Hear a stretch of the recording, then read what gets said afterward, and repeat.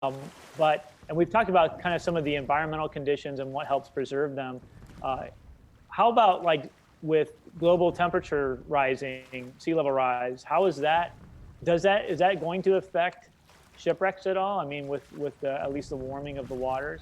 Yeah, that's a super interesting question for a couple of different reasons. A lot of people think, underwater archaeology sites, how are they going to be impacted? They're already underwater, But there's a lot of other kind of components to climate change that would affect underwater archaeological sites. One of the big ones that we see is what we call ocean acidification. And this is kind of it's the acidification of ocean waters due to changing levels of carbon, right, and carbon dioxide in our atmosphere. And this can affect the preservation of different types of artifacts on shipwrecks, especially metal artifacts.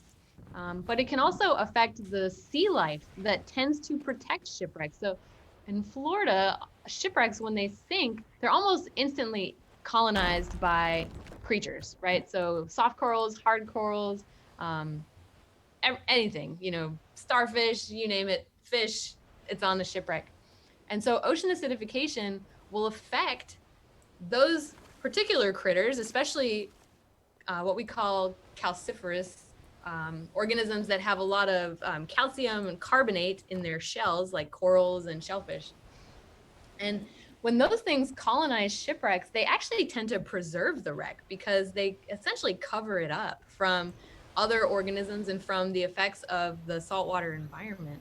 And if we start to see less of those organisms, we might see less preservation on those shipwreck sites. So that's kind of one effect. But another thing we think about too with climate change is the increased frequency and severity of storms. And this is already a problem in Florida, but if we're talking more storms that are more violent, we're going to start to see a lot of damage to our coastal shipwreck sites.